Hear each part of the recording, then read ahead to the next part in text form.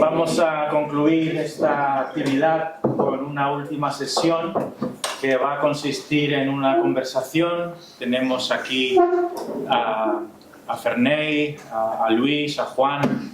Hemos preparado algunas preguntas relacionadas con el tema de hoy. También habrá tiempo para que vosotros hagáis comentarios, aportaciones, y con esto nos despediremos. Así que será un tiempo más distendido, más relajado, de preguntas y de observaciones. Yo os quiero animar a que compartáis lo que hay en vuestra mente, porque, ¿verdad?, el Señor nos habla a cada uno y es bueno que compartáis lo que pasa por vuestra mente para enriquecernos unos a otros. Y antes de empezar, haremos una oración. No sé si Julian nos puede dirigir en una oración. Tenemos que hablar fuerte los que estemos aquí delante porque no tendremos micro, ¿vale? Gracias, Señor, por este día de comunión que tú nos permites tener juntos. Gracias porque podemos escuchar de tu palabra y gracias por los conferenciantes que tú has traído. Gracias por su vida, gracias por su tiempo para estar con nosotros, y te queremos pedir que tú dirijas este tiempo ahora de coloquio, que tú nos hables a cada uno en el sentido de que podamos aprender de tu palabra y podamos entre todos hacer crecer tu obra en las Islas Baleares. En el nombre de Jesús. Amén. Amén. Amén. Bueno, pues para empezar, no es tanto una pregunta.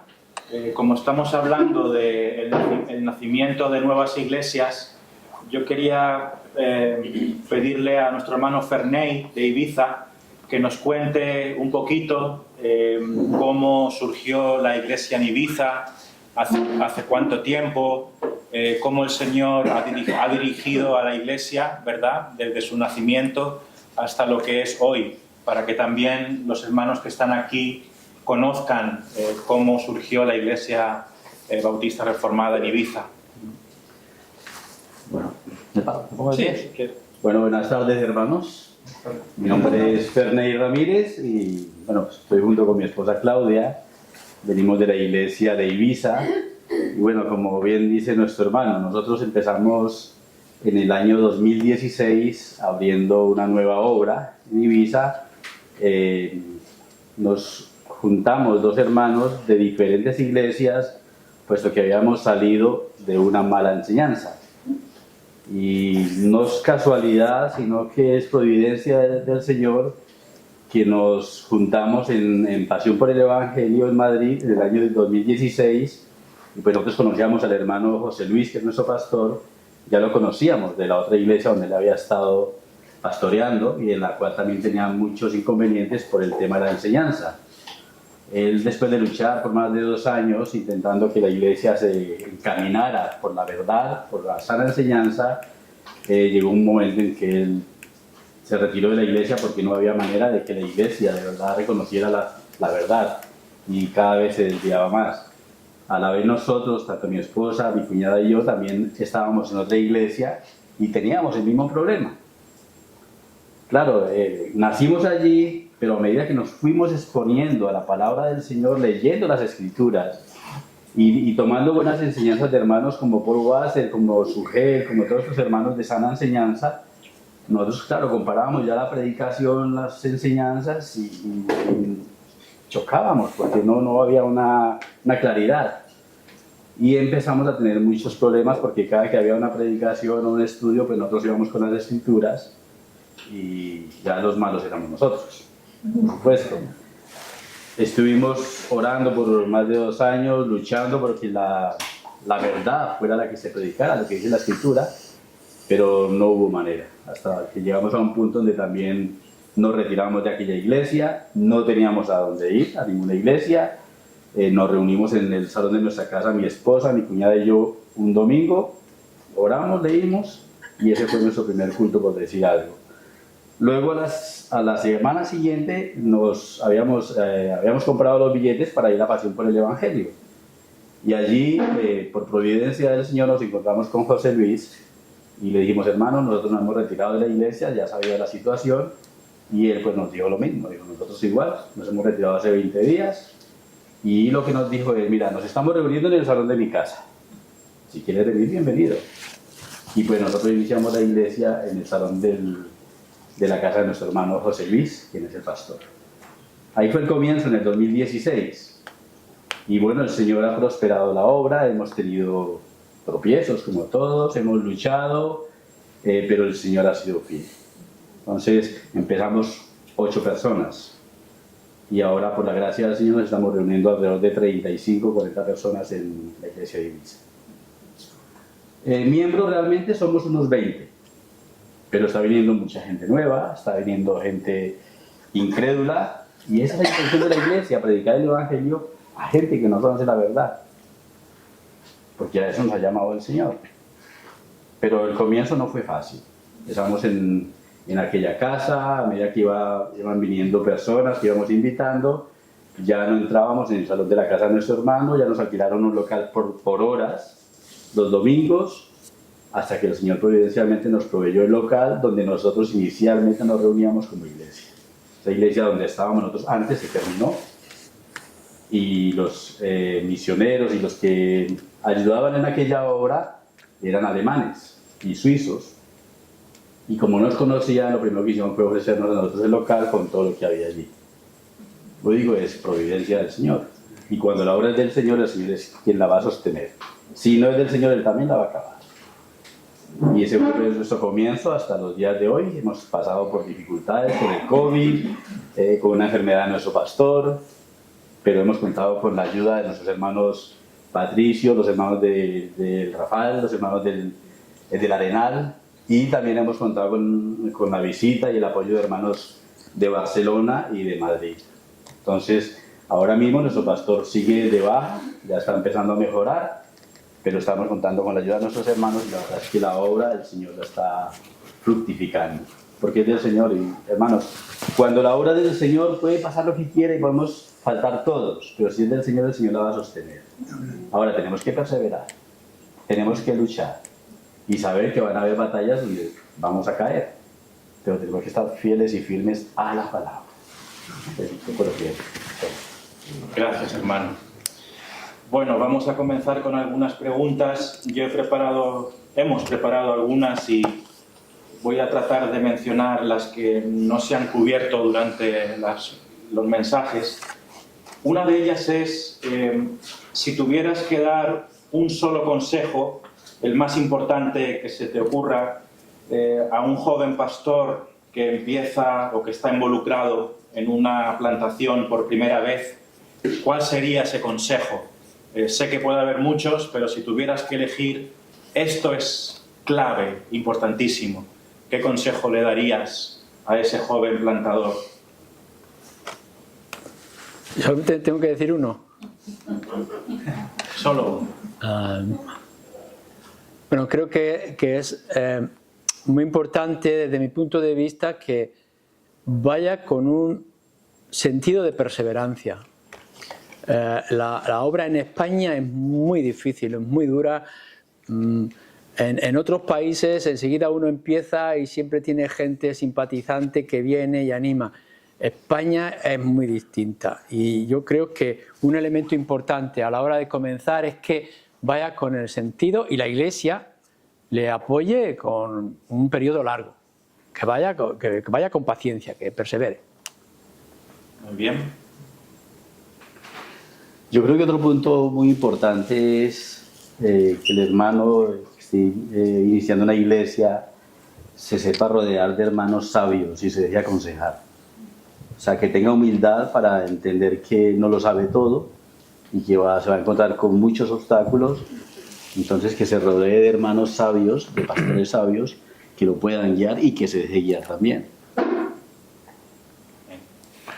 Pues yo, a base de mi experiencia, le diría que buscare la autoridad de pastores superiores, someterse a la sabiduría de ellos y trabajar bajo su consejo.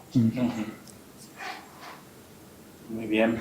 ¿Alguien quisiera mencionar algo más sobre esta pregunta?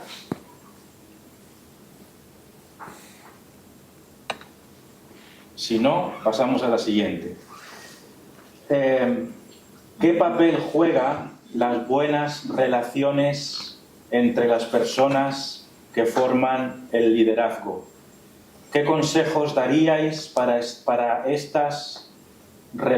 que funcionen estas relaciones entre pastores de una misma iglesia y sus matrimonios? Estamos hablando de la unidad en esos que están plantando juntos como líderes. ¿Cómo de importante es? Vamos por orden o cada uno. Para mí es crucial. Yo diría que una de las cosas que puede mantener la unidad entre el equipo de trabajo y en los matrimonios es que pasen tiempo en comunión y en oración. El hecho de juntarse y orar juntos, primero orar, para después tratar asuntos que puedan ser más espinosos y después arreglarlo de tal manera que puedan seguir orando después. Yo creo que ese sentido es muy importante. Eso ocurre en los matrimonios. Los matrimonios, cuando hay un problema, lo que no puede faltar nunca es el tiempo devocional juntos y orar. En la iglesia pasa lo mismo, ya nos está diciendo Juan antes, ¿no? La importancia de la oración. Pero el equipo podremos tener diferencias, podemos arreglar cosas, podremos buscar consejería, pero es muy importante oración, discusión y oración. Sí, en pocas palabras lo que dice el hermano, comunicación. Tiene que haber mucha comunicación entre los hermanos que estén responsables de una congregación y de sus matrimonios. Debe haber mucha comunicación. Podríamos decir lo que se llama rendir cuentas el uno al otro y no tomar decisiones por libre, sino siempre tener esa comunicación, estar conectados el uno con el otro, aunque no estemos de acuerdo en todo, pero que se llegue a esos acuerdos por el bien de la iglesia y de la palabra del Señor primeramente. Pero yo creo que es vital la comunicación. La comunicación. Yo diría además de esto, evitar tensiones, porque uno de los medios principales del enemigo de Satanás es causar división entre los hermanos, ¿no? Entonces hay que tener la sensibilidad de detectar eso al comienzo, no cuando ya es un problema, sino tener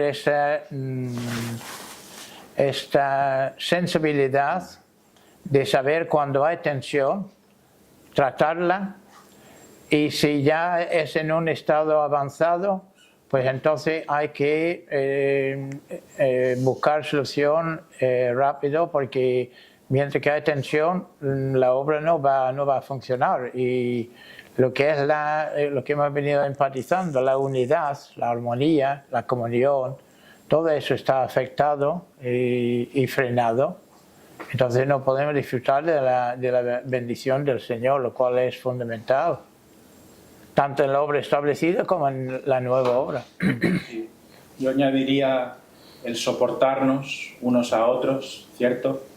A veces siempre puede haber cositas entre los pastores o entre los matrimonios del liderazgo que no nos gusten tanto, que nos gusten menos, pero nosotros tampoco somos ejemplos ni somos perfectos. Creemos que todos les caemos bien a todo el mundo, cuando no es así. Quiero decir, mucha humildad para soportar, ¿no? No reaccionar rápido. A veces nos decimos alguna cosa y podemos saltar y tenemos que tener control. También ser muy honestos. Si hay algo que nos molesta en el hermano con el que estamos trabajando, pues decírselo con humildad, con amor, no dejarlo debajo de la alfombra, porque ya sabemos qué pasa cuando dejamos cosas debajo de la alfombra, ¿no? Pasan los años y después todo salta por los aires. Entonces creo que esto es muy importante. Puedo decir algo que está relacionado, a lo mejor lo tienes ahí para preguntar, pero y perdonar las hermanas, las mujeres con lo que voy a decir, pero una gran parte de las tensiones que surgen es por causa de la mujer. ¿Por qué? Porque se habla mucho, se tratan mucho y se dicen cosas que luego al hombre le afecta. Siempre estamos hablando de que es el hombre el que es llamado, la predicación, etc. Pero si no hay una mujer detrás que sea... Detrás de un gran hombre siempre hay una gran mujer. Y tenemos que buscar esto. Si hay algún por ahí, un soltero, o alguien que se vaya a casar y quiera ir a la obra, por favor que se case con la mujer adecuada. Porque luego surgen muchas cosas. A los hombres no nos importa el aspecto. Quizá incluso es un defecto, pero a las mujeres sí. Y hay comentarios y dichos y diretes y entre medias y hay muchas tensiones. Y es muy importante que a la obra vayan mujeres, sino que tienen un llamamiento, que tengan un deseo de apoyar a sus maridos y no de ser una gotera continua. Podemos hablar de los defectos de los hombres, que no estoy diciendo que los hombres no los tengan, pero es muy importante que las esposas sean el apoyo. Yo no podría haber estado, porque soy una persona muy torpe y muy tonta, y no podría haber estado aquí si no tengo la mujer que tengo. Yo animo a que misioneros, obreros y las iglesias, cuando vayan a enviar a un hombre, por favor que envíen una mujer y que no dejen a los tontos de los jóvenes, que enseguida viene cualquiera enseñándole la pierna y los engaña. Esto se advierte en Proverbios, acordémonos, ¿no? De los tontos jovenzuelos que van por ahí y están siempre con las esquinas las mujeres para llevarlos. Y tenemos que tener mucho cuidado porque enseguida nos guiñan el ojo y ya estamos tonteando. Y a los jóvenes les pasa, tienen muchas ganas del ministerio y luego viene una que les seduce, les dice y cuando se dan cuenta se ha cargado el ministerio. Los he visto, ¿eh? Así que, por favor, grandes hombres con grandes mujeres. Esto me trae al recuerdo un consejo que nos dio el profesor en la teología pastoral. Y él siempre, yo no sé cuántas veces lo repitió durante los 4 años que estuve ahí en el seminario, de tener cuidado con la esposa del pastor, que debe estar siempre en un segundo lugar y lo más posible callada. Ese fue el consejo que él dio. Y yo, además, en mi contexto, en la denominación a que pertenezco, la mayoría de los fracasos que hemos visto ha sido por causa de la mujer del pastor. Lo digo con tristeza, pero es un hecho, es una realidad. Muy bien. Otra más. Esta es un poco innovadora. ¿Cuántos pastores debería tener una iglesia para plantearse abrir otra iglesia? Un pastor. Pero ¿cómo que un pastor? Si hay que enviar alguno y te quedas sin ninguno. Un pastor ya es el inicio. Luego habrá que preparar a gente más joven y animarles, etc. No hace falta tener un equipo pastoral en una iglesia. Es el pastor que está viendo cómo despuntan a otros y lo está preparando para enviarlo. Vale. Yo soy defensor de equipo pastoral. O sea, hay que tener un equipo de ancianos dentro de la iglesia. Pero no es necesario esperar a que haya 2 o 3 para que uno de ellos se vaya. No, en el momento en que hay uno y hay otro que se está preparando, porque lo envíe. Muy ambicioso. Sí, yo creo, o sea, yo pienso que sí deberían haber mínimo 2 o 3 pastores en una iglesia para enviar a otro. Porque claro, empezando porque una iglesia debe estar constituida para pensar en abrir otra iglesia. Y lo ideal es que, creo yo, no sé si estaría bien, pero creo que lo ideal es que si se va a plantar una nueva iglesia, ese hermano o los hermanos que vayan a ir deben de cumplir un mínimo de requisitos. Timoteo 1 Timoteo 3 y Tito, que nos habla del pastor, ¿no? Porque no se trata solamente de ir a enseñar, tiene que haber un testimonio, tiene que haber un acompañamiento. Entonces yo sí creo que deberían de haber 2 o 3 pastores como mínimo para poder empezar una nueva obra. Uh-huh. Ya les digo, sí. Sí, no estoy de acuerdo con el hermano.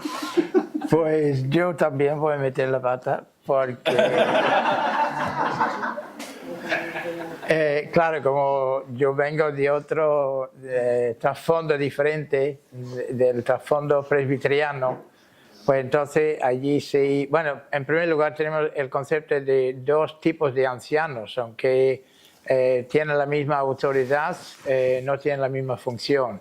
Tenemos ancianos gobernantes y tenemos ancianos docentes, que es los pastores, ¿no? En nuestra propia experiencia, como ya mencioné en mi predicación, en cuanto a Toledo, para nosotros era presencial no solo tener un líder, un pastor que era el caso de Mark Witte, sino que él mismo rehusó dar un paso sin tener el respaldo de por lo menos 2 ancianos. Entonces desde la iglesia pues concedimos esos 2 ancianos que estaban en la misma zona, que trabajaron con él sin ser una iglesia constituida, pero bajo la autoridad del Consejo General de Alcorcón. Lo mismo ha ocurrido en Aranjuez. Y base bíblica, yo creo que lo hemos tenido ahí en Antioquía, donde la iglesia envía no uno, sino varios, para empezar una nueva obra. Y por eso creo que, y además como dice la Escritura, la sabiduría está en la multitud de consejeros, ¿no? Entonces, pues que, lo siento, pero... Pero es que los consejos, los buenos consejos y la buena administración de la iglesia no lo hacen solamente los pastores. Una iglesia que es sana, que es congregacional, que puede tomar las decisiones como iglesia, porque en la iglesia de Antioquía es la iglesia, no son los ancianos quienes deciden, es la iglesia dirigida por el Espíritu. Entonces, en una iglesia puede ser un solo pastor y ese pastor con la congregación está viendo los dones de otra persona y los está enviando. Porque antes, en el capítulo 14, lo que podemos ver que las iglesias que eran constituidas iban haciendo sus propios ancianos, no tienen que venir ancianos de otros lugares, eran ancianos que venían de la propia iglesia, y si pueda ser uno, puedan ser 2. Yo fui enviado por una iglesia pequeña, era una iglesia que teníamos, no llegaría a 20 creyentes. Si 20 creyentes tenemos 2 pastores, pues entonces, ¿dónde está la congregación? Lo que tenemos que hacer es que cuando mi pastor está viendo en mí unos dones que yo no veía y me está viendo y está diciendo, Luis, lo que tienes que hacer es prepararte y salir. Pues eso es lo que yo hice, prepararme y salir, y él se quedó solo. No hacía falta más. Ahora, en nuestra iglesia tenemos 2, con 2 pastores, pues estamos funcionando, que hubiera más. Hay gente que puede estar predicando y ya conocéis a algunos de los jubilados pastores que están allí y que están echando una mano y están ayudando. Pero que no hace falta organizarse para nada. Si está surgiendo algo que no hace falta en la iglesia, pues envíalo a otro sitio. Bueno, tú dices un pastor que se quede y el otro ya va de camino de ser pastor. No estoy diciendo que la iglesia se quede sin pastor, que es lo que he dicho antes, no vamos a dejar a la iglesia coja. Exacto. Es que alguien esté pensando y pueda llegar el momento de decir, oye, este joven Carlos, ¿no? Está por ahí que ha salido un Carlos. Este Carlos, ¿qué? ¿Lo hacemos anciano de la iglesia o lo enviamos? Entonces la iglesia se junta, decide, habla, ¿vale? Y puede llegar a la decisión de decir, no, quédate aquí con nosotros, ¿qué te necesitamos? O puede llegar y decir, no, como eres de los buenos dones, de la buena semilla, ve y planta en otro lado. Pues ya está. Pero bueno, con respeto y sin ganas de entrar en un debate. Es que yo estoy aprendiendo. Del presbiterio a la congregacional hay una gran diferencia. Sí, la verdad que sí. No, esa es la clave. Pero con respeto, yo creo que en ese pasaje de Antioquía el Espíritu Santo nombra no la iglesia, sino líderes en la iglesia, que ellos a la vez están con la autoridad para comisionar a estos otros pastores. Yo lo veo así. La solución es que los que van mandados por los congregacionalistas todavía no son ordenados, mientras que los que son enviados por los presbiterianos ya han sido ordenados. Bueno, cuidado, aquí no queremos... Opiniones, Francisco, Carlos, si queréis opinar, ¿qué diríais? ¿cuántos pastores dejaríais? ¿Cuántos pastores enviaríais? Bueno, también depende de lo que uno tenga.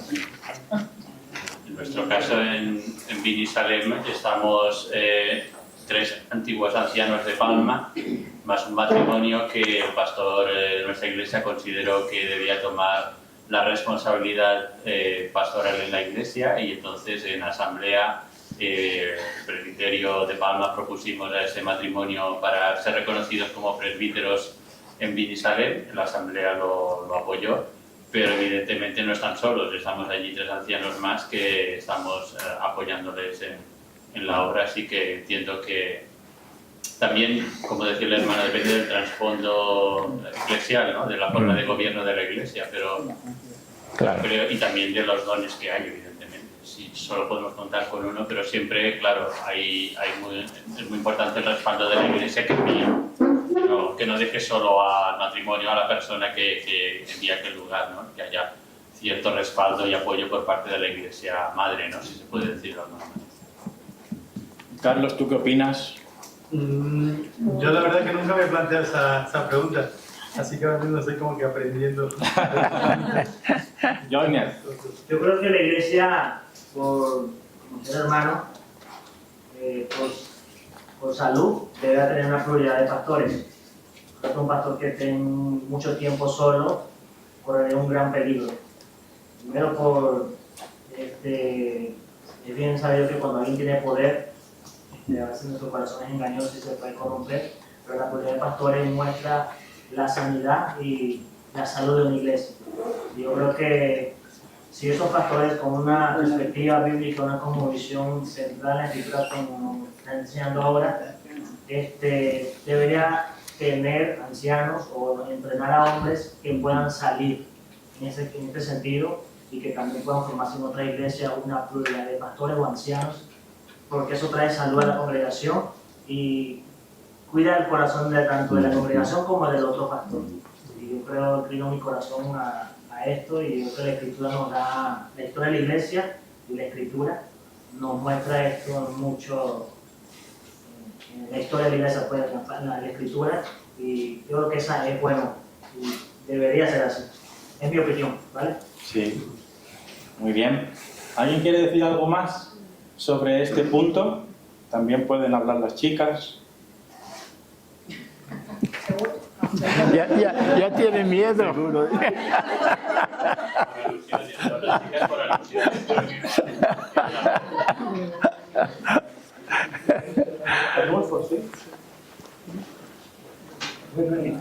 alguna experiencia ya política que tengo, he visto en algunas iglesias que las que más avanzan son las que ponen en práctica de ir avanzando con iglesias o ir avanzando con misioneros.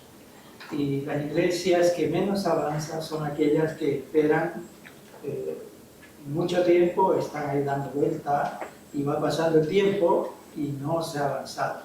Entonces yo soy de la idea también de que si hay un pastor y el pastor ve que hay hermanos que están teniendo ese deseo de lanzarse o de trabajar en la obra, que hay que darle lugar y hay que animarlos y hay que enseñar a la iglesia a apoyar a ese hermano para que de una vez ese hermano sea enviado a trabajar en la obra. Muy bien. Otra pregunta más. ¿Cómo de importante son las ofrendas para la plantación de iglesias? ¿Creéis que hace falta más compromiso económico para abrir nuevas congregaciones? Sí. Sí, hace falta mucho. No se puede hacer, no podemos tener en España en general una visión de alcanzar el país dependiendo del dinero que viene de fuera. Nunca vamos a avanzar. Tiene que llegar el momento donde las iglesias locales se desprendan, tengan un presupuesto, una partida en sus presupuestos dedicado a la extensión del evangelio de una manera u otra. Preparar misioneros, obreros, preparar jóvenes, invertir, hay que invertir dinero. Si no, las iglesias locales no invierten, no salimos. Yo he aprendido, cuando estaba yo en el colegio bíblico, había una iglesia pequeñita en un pueblo que se llamaba Harpenden. No tenían pastor y decían, va a ser muy difícil que nosotros podamos conseguir un pastor. Por tanto, hemos decidido apoyarte a ti y a tu mujer en la obra en España. Tres familias. O en otras situaciones donde una iglesia pequeña mantenía su local y mantenía al pastor y encima enviaba ofrendas a través de la misión para nosotros. Porque eso no lo vamos a poder hacer nosotros. ¿Por qué no una iglesia que tenga 10 miembros que puedan estar cotizando o aportando? No hace falta tener una iglesia de 100 ni de 1000. Una iglesia que tenga varios miembros que están participando tienen que poner prioridad en apoyar a su pastor, apoyar obra misionera, ya sea en el extranjero, ya sea en España o lo que sea. Pero para eso hay que trabajar. O sea, no nos podemos conformar con que los creyentes en España demos solamente el 10%. Si solamente damos el 10% y esa cantidad de todo lo que damos se va en arreglar las paredes, en la hipoteca del local, en que tengamos aire acondicionado, en que arreglemos los baños que queden muy bonitos, entonces tenemos locales muy hermosos, pero no alcanzamos a la gente. Y estamos esperando que nos envíen. O sea, una iglesia, yo no sé, y a lo mejor estoy metiendo la pata y me lo decís y me callaré, pero no os voy a dar la razón. Pero una iglesia que sea medianamente grande para nuestro país, que esté siendo apoyada por dinero del extranjero, me cuesta. Me cuesta. Como no sea que esté invirtiendo, claro, puede estar recibiendo el pastor siendo misionero, está recibiendo de fuera y están apoyando obreros de España. Eso no lo sé cómo se puede administrar. Pero si España las iglesias españolas no empiezan a desprenderse y a tener visión misionera, no vamos a avanzar. Sí, yo estoy también de acuerdo con lo que dice el hermano. Menos mal. Luis. A ese punto estoy de acuerdo que es necesario. Es que, a ver, hermanos, es que es responsabilidad de la iglesia. Pero eso debe empezar también desde la misma enseñanza de la propia iglesia. Es decir, si en la iglesia, nosotros como reformados, corremos, hay dos extremos, ¿no? Aquellos que no hablan sino de dinero, y ya lo sabemos cuáles son esas iglesias, que es un negocio, pero los reformados como que nos da miedo hablar del tema de las ofrendas. No, es un tema que hay que tocarlo, porque es un tema que es responsabilidad del creyente. Es que bueno, nosotros por lo menos no pasamos ofrenda, pero hemos enseñado desde que iniciamos nuestra iglesia, en las mismas asambleas de la iglesia, que es responsabilidad de cada uno de los miembros ofrendar, no hay ni que estar despidiendo. Y hay una caja en la entrada de nuestra iglesia donde los hermanos depositan la ofrenda, pero no se está constantemente pidiendo, pero sí se hace énfasis en las asambleas.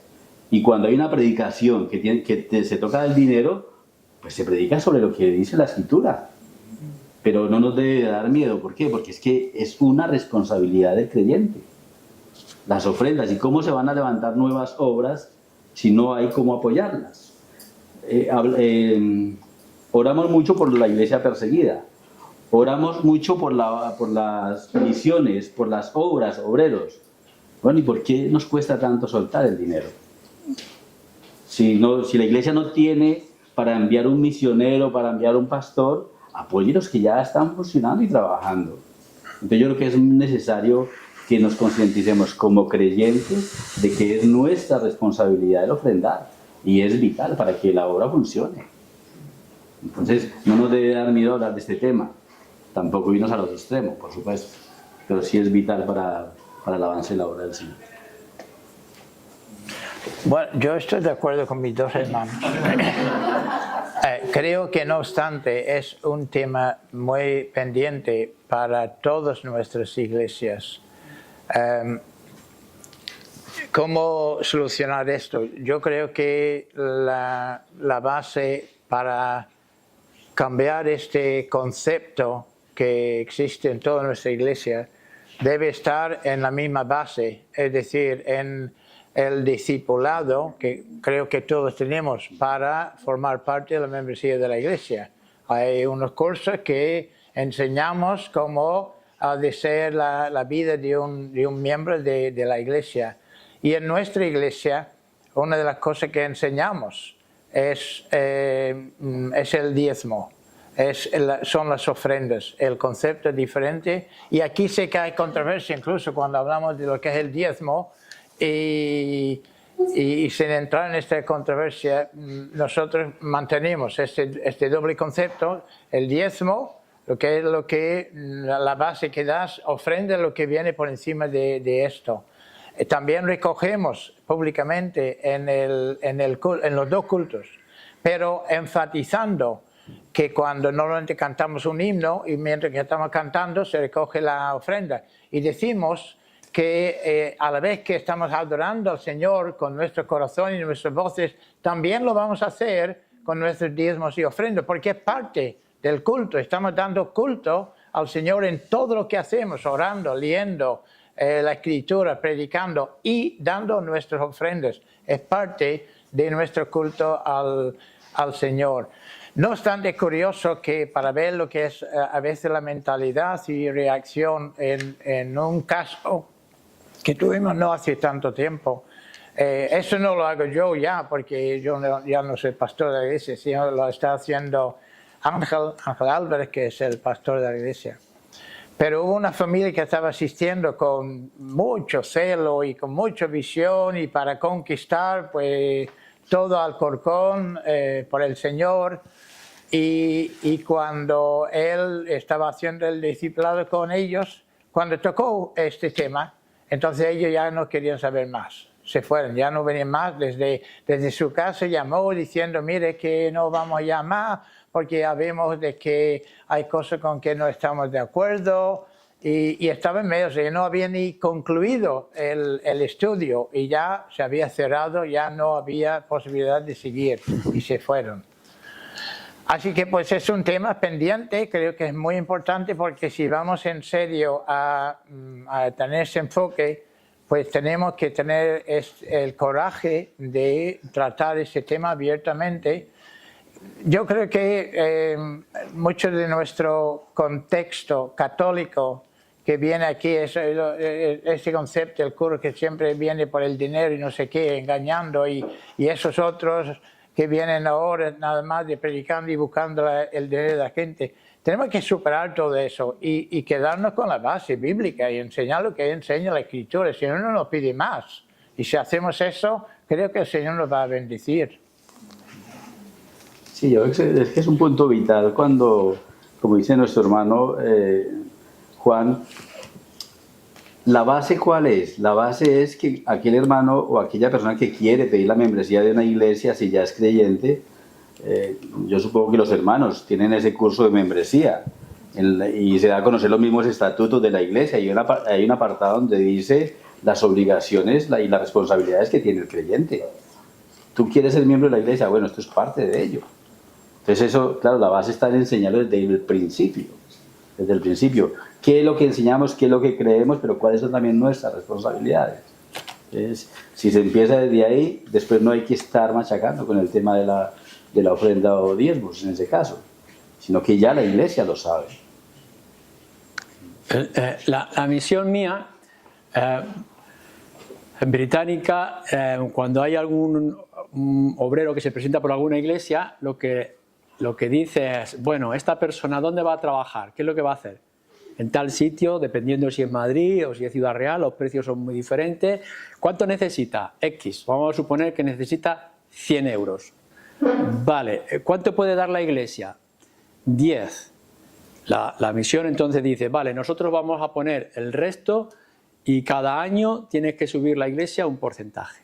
Y cuando se cumpla ese porcentaje del 100%, vamos a ver si se ha conseguido y no se ha conseguido y por qué razones. Es decir, el proyecto es, te vamos a apoyar mientras la iglesia te esté apoyando y esté creciendo. Si no crece, no lo apoyamos.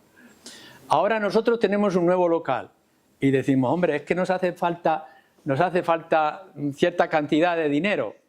Y dice la misión nuestra, te lo prestamos pero no lo tienes que devolver. Entonces, no está diciendo tenemos dinero, toma. No, lo que está diciendo, ¿cuánto necesitas? ¿Cuánto nos pides? Bueno, danos 50.000 euros. Aquí tienes, en un año me lo devuelves. Ah, pero es que no lo vamos a tener. Tienes un local, lo vendes y no lo pagas. Yo creo que es justo. Pero lo que está diciendo es que la Iglesia se envuelva, que no, en fin, que... Sí, porque ese ha sido un tema que también lo hemos conocido por parte de hermanos en Colombia, que en aquellos tiempos, cuando fueron a evangelizar muchas agencias misioneras, lo que hacían era mantener a los siervos del Señor allí con todo y no enseñaban lo que es el tema de la ofrenda. Y hoy en día les pregunta uno, pero bueno, ¿y cómo se sostiene la iglesia? Con ayuda de fuera. Entonces yo creo que sí, en su momento para iniciar está muy bien, pero la enseñanza debe de ir, es que en cada sitio, en cada iglesia debe hacerse responsable de la misma congregación, enseñando a los mismos miembros de la iglesia a la ofrenda, no a depender de los de fuera. Y tal. Muy bien. Tengo dos más y por mi parte ya... Sí, adelante. Ah, y Olmer. Perdón, que Olmer estaba primero, sí. Después, Van. pero déjalo. Sí, Ok. Van, primero. Adelante. Yo voy a ser un poco crítico porque tengo motivos para eso. Yo creo que nosotros todos nos damos cuenta que hay una verdad, cruel verdad, que hay mucha desigualdad entre las iglesias y iglesias en todo el mundo. Y esto hace mella. ¿Cómo es posible que por ejemplo, en una iglesia en Rumanía, en concreto, que el pastor conduce un Mercedes de último modelo y maneja un montón de dinero de una mega iglesia? En Macedonia, un pastor bien preparado, un trabajador nato en la obra, tiene un coche cacharro viejo de 30 años y que cada 2 por 3 tiene que poner parches. Esto es muy triste hoy en día. Y yo creo que falta empatía, falta estar informados cómo están estos países que están un poco más lejos de nosotros y qué podemos hacer, Pero eso será problema de la misma congregación, en el caso de Rumanía. ¿Cómo? Que será un problema de la congregación. Sí. En el caso de Rumanía, es decir, que tengan un pastor que esté... Hermano, yo creo que esto es tomado como un ejemplo, Sí. un típico, pero en todo el mundo hay parecidas iglesias similares a esta iglesia que manejan mucho dinero, viven en lujo, mientras otros, incluso alrededor de ellos, hay miseria y pobreza. Mi mujer gana más que yo como maestro, como maestra ella. Yo nunca he pedido más, y la iglesia es la que lo decide. Yo no pinto nada en la economía de la iglesia. Pero se busca que yo esté en el nivel de lo que es la congregación. O sea, yo no estoy en Puerto Banús, yo no estoy en un barrio rico, no quiero alcanzar a la gente rica. La gente que está en mi iglesia son gente obrera, entonces yo tengo un sueldo de obrero. Si yo fuera de un coche despampanante y vieran que hay un gasto y que yo estoy exigiendo tanto, etcétera, lo primero que haría mi iglesia es decir, vete a otro sitio, que aquí no te queremos. Esto no cómo funciona. Cada iglesia tiene que ver la medida. Ni yo tengo que estar viviendo de manera miserable, ni tengo que estar viviendo por encima del nivel de mi congregación. Tengo que estar en la media. Y si hay otras iglesias que lo permiten, es un error. Por eso lo que tenemos que buscar es enseñar a la congregación a analizar las cosas, a pensar por sí mismos. Darles conciencia de la Escritura, vamos a ver, y que los creyentes piensen. Claro, si hay unas personas que lideran con un despotismo y una exageración y una exuberancia extensa o externa, etcétera, pues la congregación, si lo quieren, si se dejan engañar, allá ellos. Pero no es bíblico. lógicamente. Pablo tiene que hacer tiendas. Y cuando recibe ayuda, pues hermano, he recibido ayuda, no vuestra, dice a los corintios, no lo recibió de vosotros, lo he tenido que recibir de otro, porque yo no quiero ser carga para vosotros. Y cuando es necesario, tengo estas manos.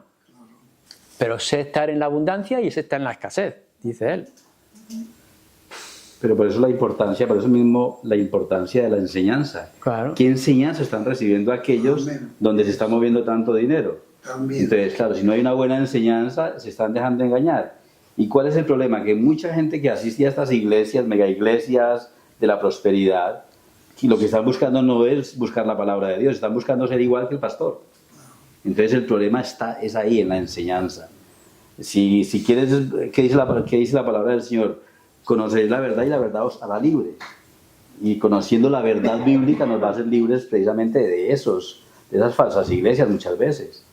Es un problema grave. Exactamente. Yo quería recordar que el año pasado en el Paseo por el Evangelio hicimos una reunión de Pilar, ¿te acuerdas? Y estuvimos en esa reunión y concordamos en que es que la iglesia en España tiene que sostener a la iglesia de España. A mí me da una vergüenza que vengan hermanos de afuera a sostener a la iglesia de España. ¿Qué pasa? Que nosotros no podemos. O sea, tenemos las menores capacidades o somos pedigüeños y que no tenemos el mismo espíritu para que sostener a nuestros hermanos que están haciendo la obra en esta nación en la cual Dios nos ha puesto. Entonces es una cuestión que yo comparto mucho contigo, pero nosotros tenemos que, a través de la instrucción, enseñar a los hermanos de que hay otros hermanos de otras congregaciones que a lo mejor no tienen pastor, pero nosotros tenemos un hermano que tiene un pastor. Vamos a apoyarlo a él. ¿Con cuánto puedes? Con esto. Pero nos vamos a dejar a una iglesia que son hermanos, que vamos a pasar toda la eternidad con ellos, dejarlos que muera esa congregación porque hay otros hermanos que no pueden apoyarlo. ¿A quién vamos a ir? ¿A los de Estados Unidos? ¿A los de Reino Unido? ¿A los de Corea del Sur? Tenemos que ir a los hermanos que son nuestros prójimos, son nuestros vecinos. Yo no estoy en contra de que venga ayuda económica a obreros de otras partes de otros países, por supuesto, ¿no? Y aquí está Juan y también gente de mi propia misión. Pero si la iglesia local no se está envolviendo, comprometiendo y creciendo en ese aspecto, algo está fallando. Claro. Entonces, yo creo que nosotros tenemos que tener ese balance de sí, ser agradecidos, porque hay hermanos de otras naciones que se preocupan por el ministerio aquí, pero es que tiene que llegar el momento en que ellos digan, no es que no hace falta, porque los hermanos españoles o los hermanos que están en España sostienen a la obra en España. Y sabemos cuáles son nuestras propias necesidades. No que llega un hermano y no sabe ni a dónde meterse porque va a venir a abrir una obra cuando ya hay muchas obras que necesitan de trabajo, ¿no? Eso en cuanto a la parte esta del sostén de la iglesia en España, ¿no? Que debe creo yo que debe ser sostenida por la obra en España. Y si vienen hermanos de afuera, seremos agradecidos porque Dios también los ha usado en diferentes lados. Y por otro lado también con lo del diezmo y la ofrenda que se da en la congregación. Si tú estás siendo discipulado y tú sabes que todo lo que tú recibes viene de Dios y que Dios te va a sostener independientemente si estás trabajando, porque Él es el que te sostiene, pero Dios provee para ti todas las cosas, ¿no? Incluso la familia, todo. Entonces tú también tienes que devolver al Señor en adoración. Es uno de los elementos de la adoración. Tú también adoras al Señor ofrendando para la obra del Señor. Entonces, quizás no lo vemos así, creemos que, bueno, hacemos alimentación, dinero para esto, y al Señor el 10%. Sí, el 10%, pero bueno, un poquito más del 10% también se puede dar. No necesariamente también el 10%, pero también hay cosas que podemos hacer que pueden redundar en beneficio como decir, las otras cosas que se pueden ofrendar, que no necesariamente tiene que ser el dinero, pero hay otras cosas que se pueden hacer como ofrenda que puede ayudar a las misiones, hermanos que necesitan ropa. Bueno, hermano, yo tengo aquí que conozco a alguien que tiene un local que, mira, no tengo dinero, pero yo voy a hablar con esta persona. O sea, este tipo de ayuda que la gente pasa de ellas porque creen que solamente pueden ayudar con dinero, y como dinero no hay, pues no doy nada, o doy lo que puedo, ¿no? Entonces, creo que podemos trabajar como iglesias en España entre nosotros mismos, y dentro de la congregación tenemos que decirle a los hermanos, pues tienen que aprender que nosotros no dependemos del Estado, ni de las subvenciones, ni de las deducciones, sino que dependemos del Señor, y todo lo que nos da el Señor es para que nosotros sostengamos la obra en la que el Señor nos ha colocado. ¿Puedo? Sí, ¿había alguien por ahí atrás? No, ya me respondió. Sí. Porque que un pastor es sostenible en el tiempo que pueda trabajar y ser pastor a la vez, como o se tiene que dedicar al pastorado, a la edad. Mi percepción es que se dedique a 100% al trabajo del ministerio. Lo que pasa es que cada obra, cada circunstancia es muy diferente. Depende del contexto de iglesia, de ciudad en la que se esté trabajando, si es una iglesia grande, si es pequeña, si hay un equipo que se comparte el trabajo. Claro, ahí depende. Pero mi percepción y de mi experiencia es que se dedique al trabajo. Porque una cosa es ser misionero o evangelista, y otra cosa es ser pastor. Tengo que confesar que mi mayor trabajo, implicación y problemas es el pastorado, el trato con la gente. Hay que hablar, hay que solucionar problemas, conflictos matrimoniales, secretos en el hogar, situaciones económicas, proyectos de organización. Todo eso conlleva mucho tiempo y mucho esfuerzo emocional. Si encima tengo que estar dando clases a los niños o llevando las cuentas en una oficina de banco, es muy complicado. Entonces, si se puede y la iglesia puede evitarlo, hacerlo. Claro, otra cosa es el problema es que yo tengo un trabajo, estoy hablando de suposición, que no es así. Yo tengo un trabajo donde estoy ganando 3.000 euros todos los meses. Y la iglesia me dice, no, pues queremos que seas nuestro pastor y te vamos a pagar 1.500. Entonces yo tengo que preguntarme, claro, ahora tengo que bajar el nivel de mi trabajo, de mi sueldo, y cómo mantengo yo la hipoteca, y cómo, claro, es complicado. Y tenemos que negociar y ver, oye, puedo quitarme horas de mi trabajo, tiempo parcial para hacer también más tiempo en la iglesia, en fin, tenemos que buscar combinaciones de las cosas. Pero en el momento en que sea posible y adecuado, no hay cambio. Yo no sé lo que pueda decir Patrick, que está trabajando, que tienen que estar trabajando cada día, o aquellos pastores que lo tienen que hacer.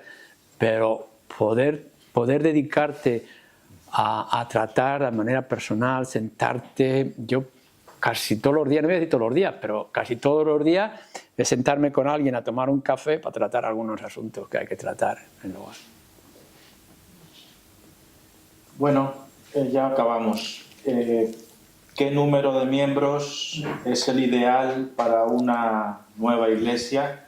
¿Debemos procurar iglesias pequeñas o debemos desear tener iglesias grandes? Venga, yo voy a empezar por aquí, por este lado. Bueno, eso también depende mucho de las circunstancias, incluye todo lo que hemos venido aquí tratando, sobre todo en el tema de la economía. Yo personalmente pienso, incluso lo entiendo en el contexto del Nuevo Testamento, que las iglesias no eran muy grandes. ¿Por qué? Pues porque la mayoría de las iglesias se congregaron en hogares, en casas, ¿no? Eso no quiere decir de que podría haber sido casas bastante grandes, pero por grande que sea la casa, no estamos hablando de más de 50, 60 personas, tal vez, ¿no? Eso sería un número idóneo, entre 70 y 80 personas. ¿Por qué? Pues porque es más fácil llegar a tener comunión con todos. Cuando ya baja un número mayor, pues muy complicado es tener esta comunión entre todos los hermanos, y está el peligro de empezar a tener grupos dentro de la iglesia. Entonces, para mantener el concepto de esta unión que venimos hablando, creo que es importante de plantar eso en un contexto en que se puede tener esto, es decir, unión en comunión los unos con los otros, no con algunos, sino con todo el mundo. Entonces, pues que, como ha dicho, creo que Luis también ha dicho, de que una iglesia de 500 personas, pues ¿por qué no tenerlo en 5 iglesias de 100 personas? Y es mayor testimonio y se amplía la posibilidad de tener influencia y ser sal y luz en diferentes partes del mismo pueblo, de la misma ciudad o en otros pueblos. Yo estoy también de acuerdo con el hermano Juan, en ese sentido también soy más, mi pensar también es más de iglesias más bien medianas porque creo que una iglesia entre más grande es, cuando hay mucha membresía se pierde mucho la comunión con muchos hermanos. Y aparte de eso también, como ya comentaba uno de los hermanos en una de las preguntas, la necesidad de pluralidad de pastores. Entre más grande una iglesia, más pastores deben de haber. Creo yo que no es sabio una iglesia muy grande con un pastor. Entonces yo también soy más de pensar que se da mejor testimonio, se da mejor cobertura, se puede alcanzar a más almas perdidas con iglesias en diferentes puntos. En vez de una iglesia grande que lo quiera llevar todo, que hayan iglesias en diferentes puntos para que se alcance a más personas todavía. Claro, siempre buscando el apoyo de otros hermanos de otras iglesias en la misma enseñanza, en lo posible. Los que estemos aquí, que seamos pastores y que estemos en iglesias, podemos hacer un recuento y decir, vamos a ver, para que nuestra iglesia funcione de manera bien a la luz de las Escrituras, ¿qué se necesita? Liderazgo, necesitamos gente que trabaje con los jóvenes, necesitamos áreas, un local que sea medianamente adecuado, necesitamos a muchos ancianos porque tenemos ancianos, en fin, lo que sea que necesitemos para que la iglesia funcione. Ya está funcionando. Y ahora decimos, ¿con cuánta gente está funcionando esa iglesia? ¿50? Pues ya está, con 50 y lo demás sobra. Vamos a apoyar otras obras. Que resulta que no, que es una actividad que es mucho más amplia porque tenemos trabajo social, porque tenemos mucha inmigración, porque tenemos que hacer ayuda externa, etc. ¿Cuánto necesitamos? 100. Pues vamos a hacer una iglesia de 100, los demás sobran. Entonces, cuando una iglesia congregacional está mirando y está diciendo, con este grupo de personas funcionamos, pues ya está, con esto funcionamos. Y lo demás vamos a ir apoyando otras cosas. En nuestras relaciones es una iglesia congregacional que tiene aquí 50, la otra que tiene 100, aquellos que están por allí empezando, pero colaboramos juntos y tomamos proyectos juntos, porque el que seamos congregacionales no quiere decir que no tengamos equipo. Una iglesia que sea complicada necesitará bastantes ancianos que hagan la obra, quizá uno a 100% del tiempo y otros que estén trabajando en trabajos seculares. Pero habrá otras iglesias que tengan otra administración porque tienen otras circunstancias. Entonces, creo que sí, que estamos de acuerdo en que tienen que ser iglesias pequeñas, pero sea la iglesia lo suficiente para que pueda funcionar por sí misma. Yo decía que hay el peligro cuando la membresía ya es muy grande de que nos convirtamos en una iglesia consumista, porque ya todas las responsabilidades están en manos de 40, 50, 60, 80 personas y el resto hasta los 500 o 1000 que hacen simplemente llegar el domingo a consumir un culto. No están involucrados en la obra, no se responsabilizan de discipular a otros. Pues yo entiendo que es más fácil o ser más bíblico multiplicarse que no alimentar una iglesia cada vez más grande, que además al liderazgo le alimenta el orgullo. Es que en mi iglesia tenemos 5.000 miembros, qué grandes que somos. Creo que ese es un peligro también que corremos. El peligro del acomodamiento. Bueno, vamos a terminar. No sé si alguien tiene alguna pregunta más o comentario. Sí, adelante, aprovechemos. Ya sabemos lo que la mujer no tiene que hacer. Que no tiene que ser gotera, que tiene que estar callada. Pero un consejo de qué sí podemos dar, o sea, ser ayuda, pero no ser manipulador. Ser ayuda del hombre, ¿no? En su ministerio, pero ¿cómo está ahí ese límite o qué prácticas sí podemos hacer? Bueno, yo no sé quién ha dicho aquí que la mujer tiene que estar callada. Yo no lo he dicho. La mujer no debe de estar callada. Y la realidad hoy en día, y seguramente es en tu iglesia también, las iglesias son el ministerio de las mujeres, no por el ministerio de los hombres. ¿Por qué? Porque son más celosas, son más espirituales, son más responsables. Entonces, yo lo estoy hablando por mi iglesia, pero seguramente por la tuya y por las demás. No, a las mujeres no la podemos tener callada.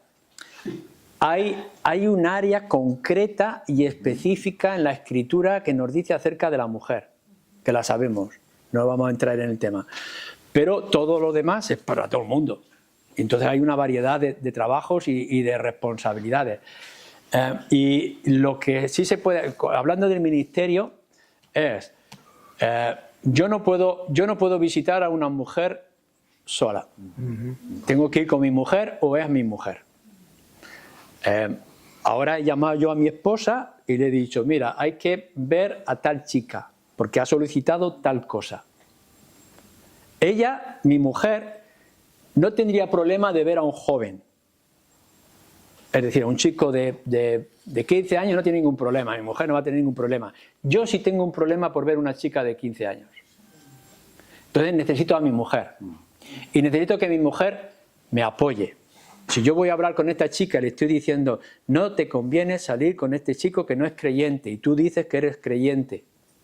Y mi mujer va y dice, bueno, Luis, no seas así, porque es que me está echando el polvo, ¿no? Me está destruyendo. Lo que necesito es que me apoye. Antes lo hablamos, por supuesto.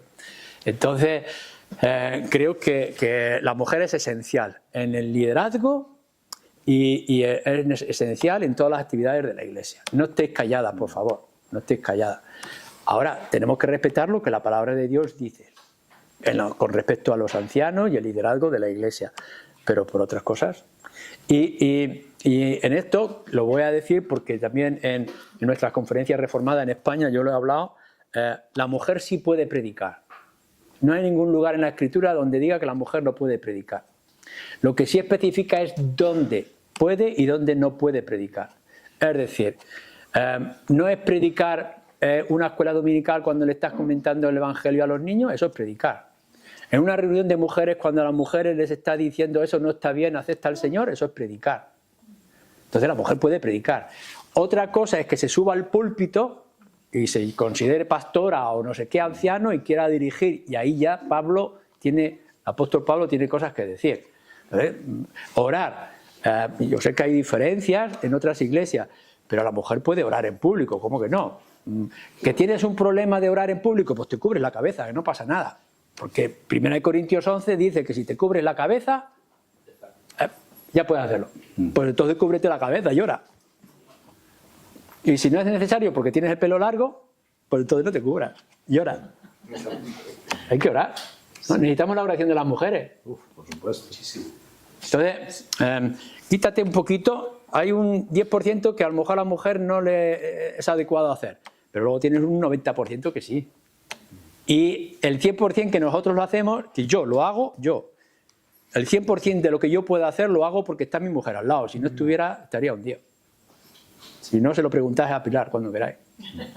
No, y además de eso, en mi experiencia, mi mujer muchas veces me ha salvado de causar problemas. O sea, simplemente por comentar una cosa que estoy pensando, que detrás ese problema de esa manera, y me aconseja de sí, y oye, que me doy cuenta de las consecuencias si yo hubiera hecho eso y he seguido el consejo de mi mujer y gracias a Dios, pues todo bien, muchas veces. O cosas que las mujeres ven. Estamos sentados en la iglesia y cuando termina el culto me dice, Luis, ¿no te has dado cuenta de esto y de aquello? Digo, pues no me he dado cuenta. Y ella sí se da cuenta. Veces. Es que esta chica, mira a este chico, ¿no te has dado cuenta que este ha venido y no ha venido y no sé qué? Por eso no. Y ella sí se da cuenta de todo. Me hace una revisión de toda la congregación. Muy cierto. Por eso el Señor somos complementarios. Exactamente. Por eso. Es que cuando leemos un poquito sobre los hermanos, que quizás hayamos leído algún libro de puritanos y de hermanos que han enseñado a lo largo de la historia la sana enseñanza, si vemos casi todos han hablado de ese gran grupo de mujeres que han estado siempre en la oración, sosteniendo las iglesias en oración. Y hay un punto muy importante, y es que debemos entender que como decía nuestro hermano Cano, ¿no? Detrás de un pastor siempre hay una gran mujer. La mujer de un pastor es la que está sufriendo las cargas del pastor, la que está sufriendo las lágrimas, las cargas que muchas veces, ¿quién las sobrelleva? La mujer. Exactamente. Entonces ahí es un punto que muchas veces nos olvidamos cuando oramos. Sí, oramos por los pastores. Bueno, ¿y cuántas veces oramos por las esposas de los pastores? Sí. Sí. Porque ellas detrás están cargando mucho del peso del pastorado. Yo no soy pastor, pero uno ve los pastores. Y por eso un punto muy importante que decía el hermano Luis ahora, y es entender el joven o el hermano que tenga ese llamado al pastorado y que tenga esposa o esté próximo a casarse, debe tenerlo claro. ¿Su esposa lo apoya? Y que sepa que el llamado al pastorado es un llamado al sufrimiento. Porque eso es lo que muchas veces se nos olvida decir, ¿no? Yo ahora mismo estoy compartiendo Timoteo, las cartas de Timoteo, y precisamente estudiando el tema del pastorado. El llamado al pastorado es un llamado a sufrir. El pastor, aunque esté muy acompañado, muchas veces es el que más solo está. El que muchas veces más necesita compañía de otros hermanos que lo estén apoyando. Y muchas veces la compañía que tiene en su casa, su esposa, es la que está cargando muchas veces con todo ese peso que otros hermanos lo están sobrellevando. Yo creo que es muy importante ese punto. Y gracias a Dios hemos redimido el mal que hemos hecho antes. Hay un gran porcentaje, según algunas estadísticas, que gran porcentaje de pastores que sufren depresión. Muchísimo. Gran porcentaje de pastores que dejan la obra. El ministerio de pastor. Gran porcentaje que están mal entendidos de los mismos creyentes.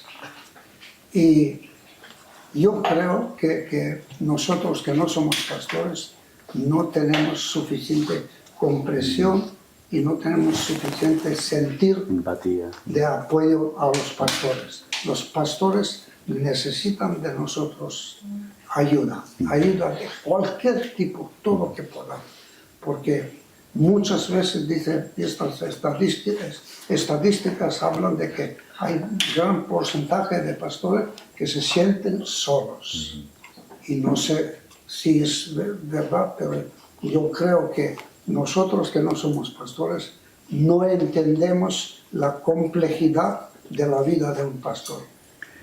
Y con toda esa razón hay que añadir un problema más serio aún, y es cuántos pastores han sido infieles. También. Sí. ¿Cuántos pastores han cometido infidelidad y adulterio? Y eso es algo que los jóvenes y los mayores tenemos que llevar a cabo. La mayor infidelidad es cuanto más tiempo uno lleva en el ministerio, podemos decir nombres de gente muy conocida en la obra del Señor, y sobre todo cuando entramos en cierta edad. La menopausia masculina es un daño terrible para los pastores, porque el hombre llega a una etapa en que quiere ser joven y quiere aparentar que es joven, que no está envejeciendo, comprándose un coche o dejándose adular por las mujeres. Y como somos tan tontos, caemos. Y nos cargamos el ministerio, la obra, el matrimonio, la familia, etc.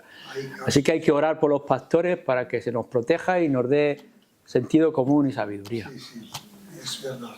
Es una gran verdad. Por eso qué importancia. Mi mujer me vigila, pero bueno. Pero por eso mismo, que qué importancia tiene que lo que tú decías ahora. La importancia de que cuando hay que aconsejar a una hermana nunca debe estar el pastor solo con una hermana. No. Eso es, y cuando ha coincidido que tengo que hacerlo, voy a un lugar público. Me siento en un banco en el parque y estoy hablando. Claro, pasa gente y me ve de la iglesia y me ve que estoy sentado con alguien. Pero claro, estoy sentado públicamente, no estoy en mi casa ni la ven entrar en casa. Y entonces le digo, siéntate, que mira que estamos hablando de esto. Porque no estoy escondiendo nada. Pero si se puede evitar, que venga mi mujer y que lo trate mi mujer.